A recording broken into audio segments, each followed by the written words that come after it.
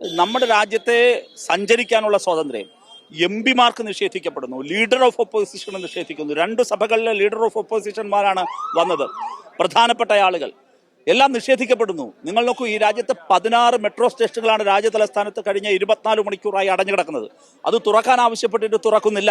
ഏത് കോടതി പോലും, കോടതി പറഞ്ഞിട്ടും തുറക്കുന്നില്ല.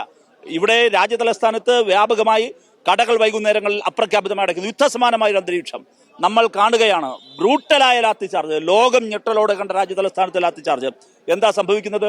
ഗോഡ്സെമാർ ജനാധിപത്യത്തിനു നേർക്ക് വെടിയുതിർത്തുകൊണ്ടിരിക്കുന്നു. ഇന്ത്യൻ ജനാധിപത്യത്തിനു നേർക്ക് ഭരണകൂടം വെടിയുതിർക്കുന്നു. ഭരണകൂടം തന്നെ ഗോഡ്സെമാരായി മാറുമ്പോൾ ഞങ്ങളിതാ ഗാന്ധിയിൽ അഭയം പ്രാപിക്കുന്നു. ഗാന്ധിയുടെ അരികിലേക്ക്, ഓർമ്മകളിലേക്ക് എത്തിച്ചു. യോജിച്ച പ്രതിപക്ഷ സമരത്തിലേക്കാണ് ഞങ്ങൾ തീർച്ചയായും ജനാധിപത്യ വിശ്വാസികളായ മുഴുവൻ പേരും ഇതിലേക്ക് വരണം. വിദ്യാർത്ഥികൾ തുടങ്ങി വെച്ചതാണിത്. ഈ രാജ്യത്തിന്റെ യൗവനം, കൗമാരം തുടങ്ങി വെച്ച പോരാട്ടമാണ്.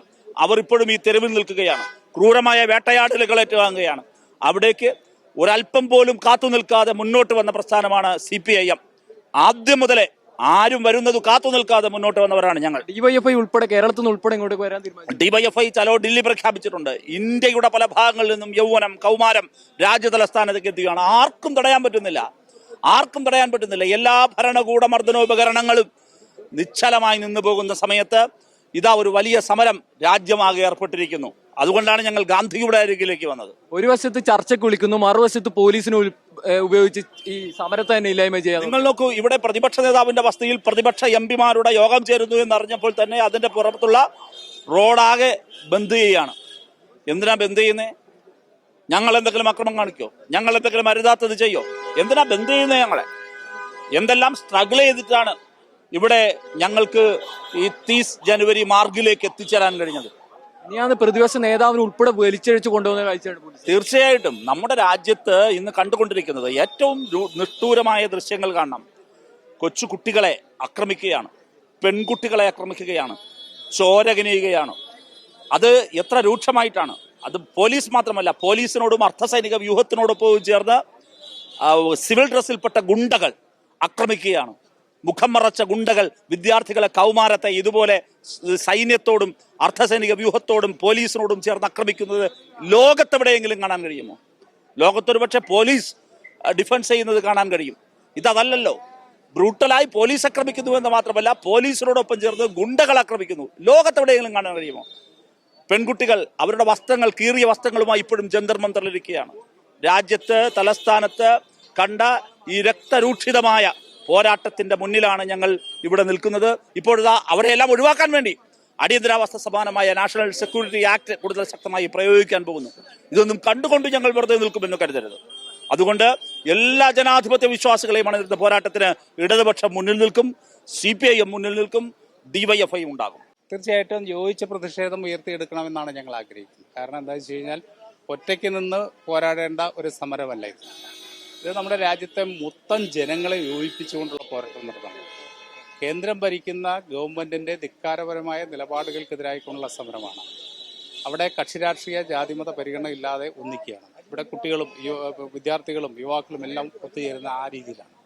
അപ്പോൾ തീർച്ചയായിട്ടും അതുകൊണ്ട് ആ സ്പിരിറ്റ് ഉൾക്കൊണ്ട് തന്നെ ഈ സമരത്തെ എല്ലാത്തിനും അതീതമായിക്കൊണ്ട് ഒറ്റക്കെട്ടായിട്ട് നയിക്കാൻ വേണ്ടി കഴിയണം എന്നുള്ള താല്പര്യം ഞങ്ങൾ മുന്നോട്ട് വെച്ചിരുന്നു. തീർച്ചയായിട്ടും അത് നടപ്പിലാക്കാൻ വേണ്ടിയിട്ട് നമ്മുടെ രാജ്യം തയ്യാറാണ്. എംപിമാർക്ക് ഉൾപ്പെടെ നേരിടേണ്ടി വരുന്ന പോലീസിന്റെ ഭാഗത്തുനിന്ന് വലിയ ഭീകരത എനിക്കടക്കം കിട്ടിയല്ലോ അവിടെ. അപ്പൊ ഞങ്ങൾക്കെല്ലാം കിട്ടിയിട്ടുണ്ട്. അതൊക്കെ സാധാരണ ഇതില്ലേ നമ്മൾ SFI രംഗത്ത് നിന്ന് പ്രവർത്തിച്ച ഒന്നാണ്. അന്നത്തെ ഒക്കെ ഉള്ള അടി കിട്ടിയതിന്റെ എക്സ്പീരിയൻസ് നല്ലപോലെ ഉണ്ട്. പക്ഷേ നമ്മുടെ കൊച്ചു കുട്ടികളെ കൈകാര്യം ചെയ്യുന്ന രീതി വളരെ ഭീകരമാണ്. നമുക്കറിയാം, ശത്രുരാജ്യങ്ങളോടൊക്കെയാണ് വലിയ രീതിയിലുള്ള ആക്രമണം നടത്താറ്. ശത്രുരാജ്യങ്ങളോട് ചെയ്യുന്നതിനേക്കാൾ ക്രൂരമായിട്ടാണ് നമ്മുടെ പെഞ്ചു വിദ്യാർത്ഥികളോട് ചെയ്തുകൊണ്ടിരിക്കുന്നത്. അപ്പൊ ഈ സമരത്തെ അടിച്ചമർത്താൻ ശ്രമിക്കുകയാണ്. കാരണം അതിർത്തിയിൽ നിന്നല്ല സേനകളെ ഇങ്ങോട്ട് ഡൽഹിയിലേക്ക് വരികയാണ്. ആയിരക്കണക്കിന് സേനാംഗങ്ങളാണ് നമ്മുടെ ഡൽഹിയിൽ വന്ന് നിറഞ്ഞത്. സേനകളെ കൊണ്ട് നമ്മുടെ രാജ്യത്തിന്റെ തലസ്ഥാനം ഇപ്പം നിറഞ്ഞിരിക്കുകയാണ്. ജനങ്ങളുടെ സഞ്ചാര സ്വാതന്ത്ര്യം പോലും ഇല്ലാതാക്കിയിരിക്കുകയാണ്. കാരണം ജനങ്ങൾ സഞ്ചരിക്കാൻ പാടില്ല, ഇത് ജനങ്ങൾ അറിയാൻ പാടില്ല. അതുകൊണ്ടാണ് ഇന്റർനെറ്റ് മുഴുവൻ ബ്ലോക്ക് ആക്കിയിരിക്കുക. ഈ സമരം രാജ്യത്ത് എവിടെയും അറിയാൻ പാടില്ല എന്നുകൂടി ഗവൺമെന്റ് താല്പര്യമുണ്ട്. അതുകൊണ്ടാണ് ഇന്റർനെറ്റ് അടക്കം ബ്ലോക്ക് ചെയ്യാൻ വേണ്ടി തീരുമാനിച്ചത്. അതുകൊണ്ടാണ് യാത്രാ സൗകര്യങ്ങൾ മുടക്കാൻ വേണ്ടി തീരുമാനം. നമ്മുടെ തലസ്ഥാനത്തെ ഏകദേശം 17 മെട്രോ സ്റ്റേഷനുകൾ അടച്ചുപൂട്ടിയിട്ടിരിക്കുക. അപ്പം ആ രീതിയിൽ സമരത്തെ അടിച്ചമർത്താൻ വേണ്ടിയുള്ള എല്ലാ ഭീകര ശ്രമങ്ങളും ഗവൺമെന്റ് ഭാഗത്തുണ്ടാകുന്നു. അതുകൊണ്ട് തന്നെ പാർലമെന്റ് അകത്തും പുറത്തും ഈ സമരത്തെ പിന്തുണച്ചുകൊണ്ടുള്ള വലിയ പോരാട്ടം നമ്മുടെ രാജ്യത്ത് വളർന്നു വരിക. ഈ രാജ്യം ജനാധിപത്യ രാജ്യമാണോ എന്നുള്ള ചോദ്യം നമ്മുടെ മേൽ തുറച്ചു നോക്കുന്ന ഒരു അവസരമാണ്. ജനാധിപത്യത്തിന്റെ മാതാവാണ് ഇന്ത്യ എന്ന് പറഞ്ഞ ലോകം മുഴുവൻ പോയിട്ട് വീമ്പടിക്കുന്ന ഈ പ്രധാനമന്ത്രി സ്വന്തം തലസ്ഥാന നഗരിയിലെ പട്ടാളത്തെയും പോലീസിനെയും ഏൽപ്പിച്ചിരിക്കുകയാണ്. MP-മാർക്ക് സമാധാനത്തിന്റെ ദൂതനായിട്ടുള്ള ഗാന്ധിജിയുടെ സ്മൃതിയിലേക്ക് വരാൻ വേണ്ടിയിട്ട് 2 മണിക്കൂർ തെരുവിൽ കിടക്കേണ്ടി വന്നു. ഇന്റർനെറ്റ് അടച്ചുപൂട്ടി, കടക്കമ്പുകൾ അടച്ചുപൂട്ടി, ജനങ്ങളെ തടയുന്നു.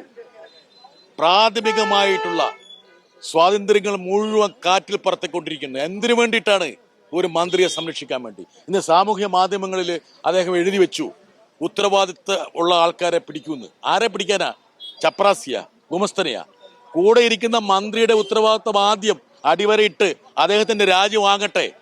ഞങ്ങളിവിടെ വന്ന് ഗാന്ധി സ്മൃതിയിൽ വന്നത് അല്പം സുബോധമെങ്കിലും ഈ ഇന്ത്യൻ പ്രധാനമന്ത്രിക്ക് ഉണ്ടാകുമെന്ന് വിചാരിച്ചിട്ടാണ്.